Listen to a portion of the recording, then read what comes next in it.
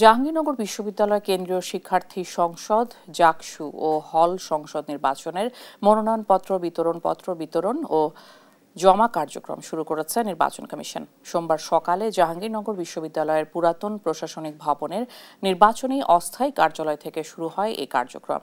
সকাল 11:30 পর্যন্ত কাউকেই মনোনয়ন সংগ্রহ বা জমা দিতে দেখা যায়নি। এর আগে রোববার প্রকাশ করা হয় চূড়ান্ত ভোটার তালিকা। ভোটার দেখানো হয়েছে 11,919 জনকে।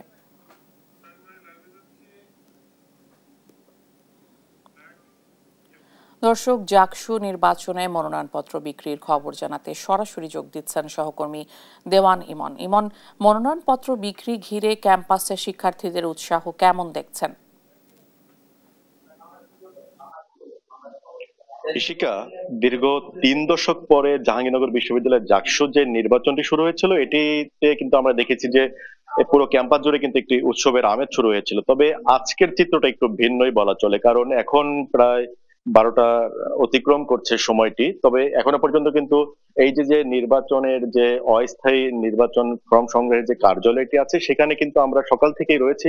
এখনো পর্যন্ত কিন্তু কোনো শিক্ষার্থীকেই আমরা মনোনয়নপত্র সংগ্রহ করতে দেখিনি, মনোনয়ন ফর্ম। কারণ এখানকার যারা শিক্ষার্থীরা এসেছেন বা যারা প্রার্থী তারা এসেছেন, এসে তারা যেটি বলছেন যে তারা ফর্ম সংগ্রহ করার জন্য এসেও তারা কিছু জটিলতার কারণে কিন্তু সেই ফর্ম গুলো সংগ্রহ করতে পারছে না। তারা এটার কারণ হিসেবে দেখাচ্ছেন যে গতকালকে কিন্তু যারা বিশ্ববিদ্যালয় নির্বাচন কমিশন জাকসু নির্বাচন কমিশনে যারা রয়েছেন, তারা একটি চূড়ান্ত ভোটার তালিকা প্রকাশ করেছেন। সেখানে 11,919 জনকে চূড়ান্ত ভোটার হিসাবে দেখানো হয়েছে। তবে অনেক শিক্ষার্থী কিন্তু এর থেকে বাদ পড়েছেন। তারা আজকে যখন প্রার্থী হিসেবে সেখানে মনোনয়ন ফর্ম সংগ্রহ করতে করতে এসেছেন, তখনই কিন্তু এসে বিপত্তি দেখা দিয়েছে এবং তারা কিন্তু নতুন করে আবার আবেদন করছেন তাদের যে ভোটাধিকার ফিরে পাওয়ার জন্য। আমরা এখানে এখানে রয়েছে এবং এখানে কয়েকজন প্রার্থীকে আমরা দেখছি। শুরুতে একজন প্রার্থীর কাছে যাব। কিছুক্ষণ আগে আপনাকে দেখছিলাম যে আপনি মনোনয়ন ফর্ম সংগ্রহ করতে এসে আবার আবেদনও করতে হলো, বিষয়টা কি একটু বলবেন?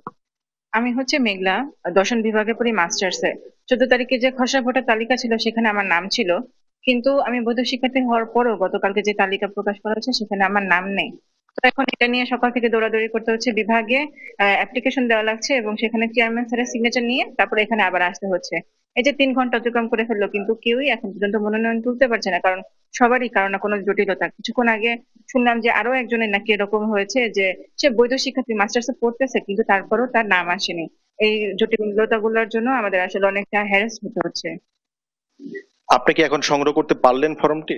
না, আমি এখনো সংগ্রহ করতে পারিনি, আমার আরো অনেকগুলো কাজ করতে হবে যেগুলো জানালো নির্বাচন কমিশন থেকে, তারপর সেগুলো করে এনে তারপর আবার ফর্ম তুলতে হবে, যেটাও মিনিমাম আরো 1 ঘন্টা লাগবে করতে।